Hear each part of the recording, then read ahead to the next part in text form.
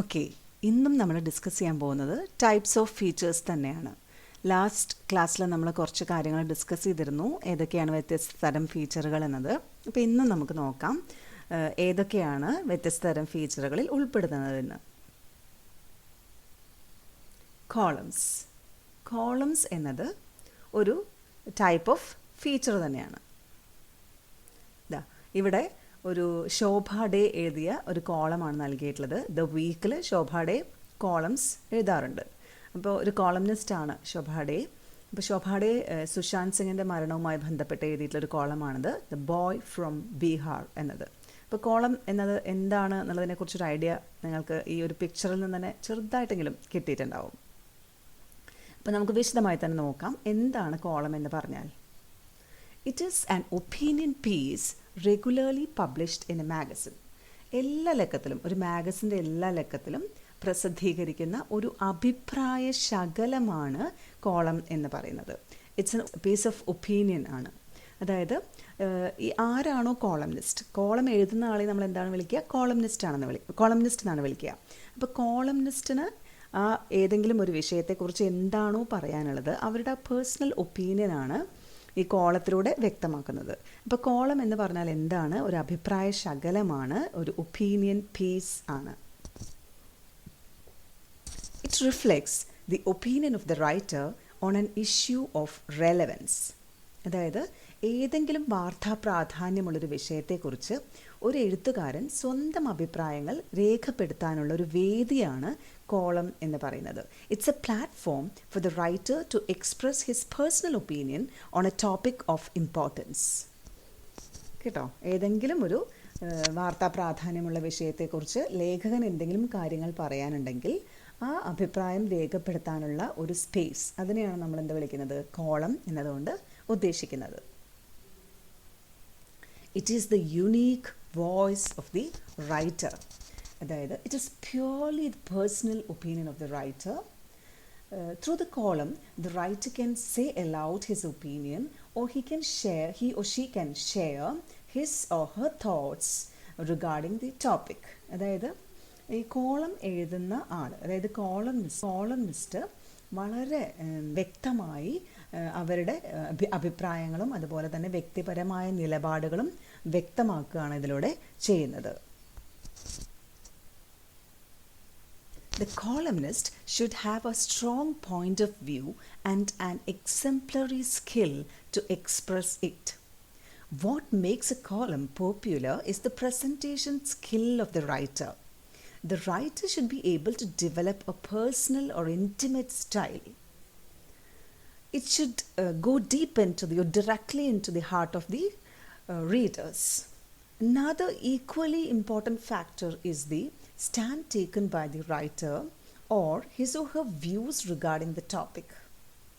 Through his or her writing style, the writer must be able to register in the mind of the readers the point of views delivered through the column. അതായത് ശക്തമായ കാഴ്ചപ്പാടുകൾ ലേഖകൻ ഉണ്ടായിരിക്കണം. ആ ശക്തമായ കാഴ്ചപ്പാടുകൾ അത് വ്യക്തമായ രീതിയിൽ തന്നെ വായനക്കാരിലേക്ക് എത്തിക്കാനും സാധിക്കണം. The opinions must make sense, provide insight and be convincing. We know that column is an opinion piece. The opinions expressed by the writer should be meaningful and convincing. It should act as an eye-opener or provide some new information for them, or the readers should feel gratified after reading these columns. അതായത് അഭിപ്രായങ്ങൾ അർത്ഥവത്തും വായനക്കാർക്ക് വിശ്വാസയോഗ്യവുമായിരിക്കണം. അതുപോലെ തന്നെ വായനക്കാർക്ക് പുത്തൻ അറിവുകളും ഉൾക്കാഴ്ചകളും നൽകാൻ കഴിയുന്നതുമായിരിക്കണം columns എന്ന് പറയുന്നത്.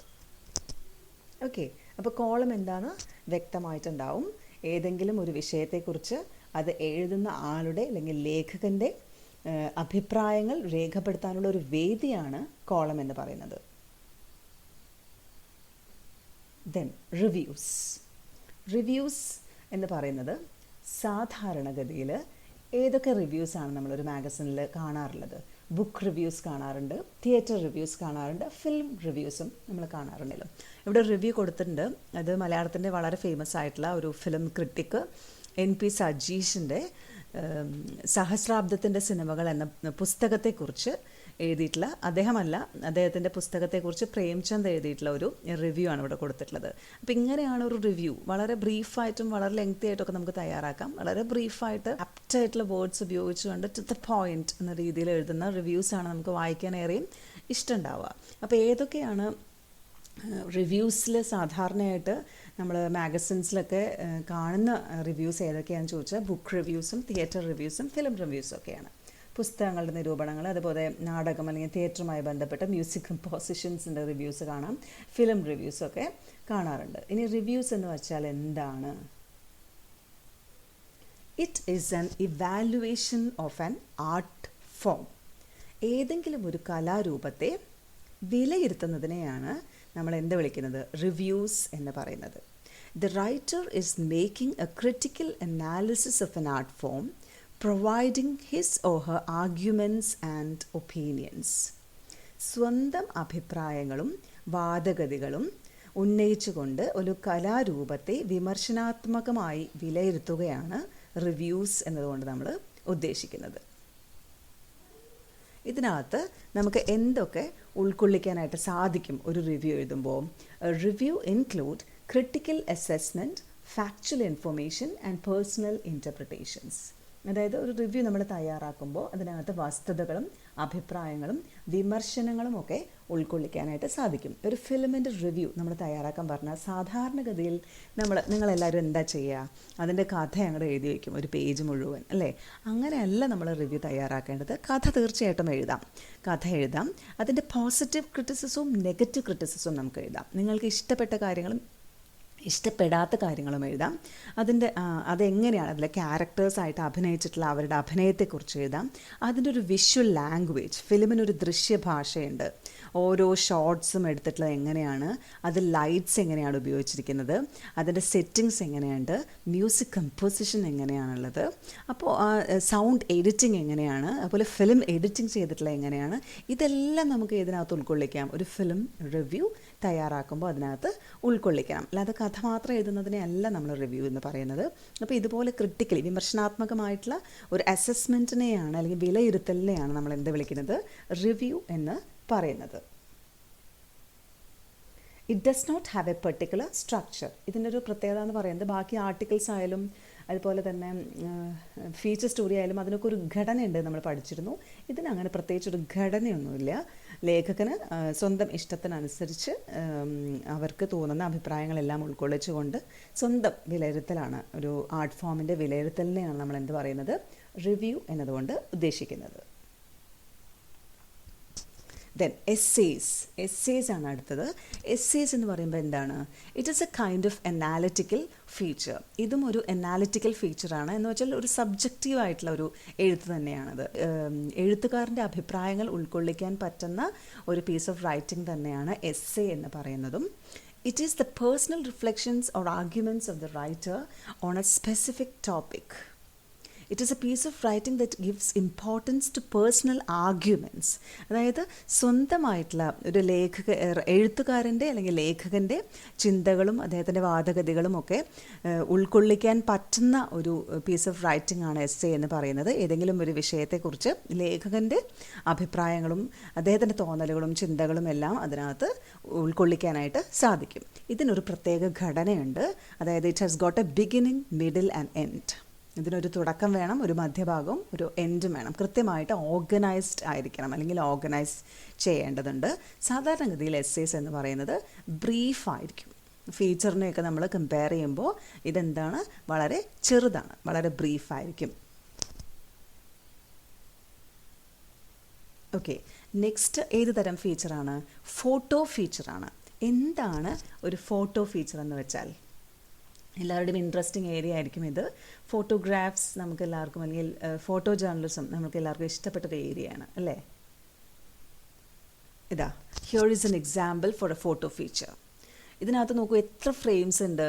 10 ഫ്രെയിംസ് ഉണ്ട്. ഓരോ ഫ്രെയിംസും നോക്കുക, ഇതെല്ലാം റിലേറ്റഡ് ആണ്. ഈ ഫ്രെയിം 1 തൊട്ട് ഫ്രെയിം 10 വരെ റിലേറ്റഡ് ആണ്. അപ്പോൾ ഓരോ ഫ്രെയിംസിലൂടെയും ഡിഫറെൻ്റ് ആയിട്ടുള്ള, അല്ലെങ്കിൽ നോക്കൂ, ഒരു സംഭവത്തിൻ്റെ തന്നെ റിലേറ്റ് ചെയ്തിട്ടുള്ള പിക്ചേഴ്സാണ് നമുക്കിതിനകത്ത് കാണാൻ പറ്റുന്നത്. അപ്പോൾ 10 ഫ്രെയിംസിലൂടെയാണ് ഇവിടെ ഒരു കാര്യം പറയുന്നത്. അപ്പോൾ എന്താണ് ഫോട്ടോ ഫീച്ചർ എന്ന് വെച്ച് കഴിഞ്ഞാൽ,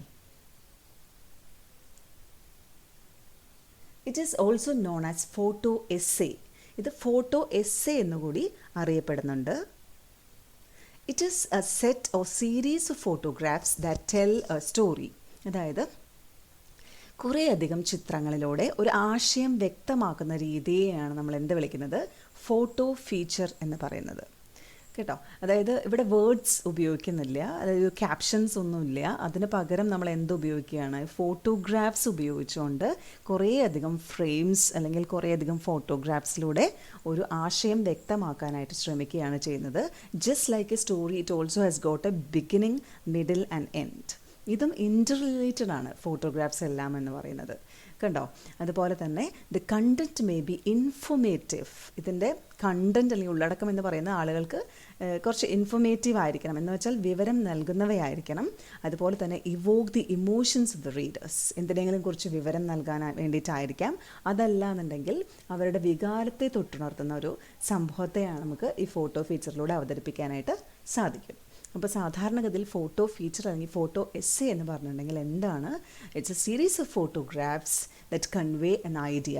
ഏതെങ്കിലും ഒരു ആശയം വ്യക്തമാക്കാൻ കുറേയധികം ചിത്രങ്ങൾ ഉപയോഗിക്കുക, അല്ലെങ്കിൽ കുറേയധികം ചിത്രങ്ങളിലൂടെ ഒരു കഥ പറയാൻ അല്ലെങ്കിൽ ഒരു ആശയം വ്യക്തമാക്കാൻ ശ്രമിക്കുന്നതിനെയാണ് നമ്മൾ എന്ത് പറയുന്നത്, ഫോട്ടോ ഫീച്ചർ എന്നതുകൊണ്ട് ഉദ്ദേശിക്കുന്നത്.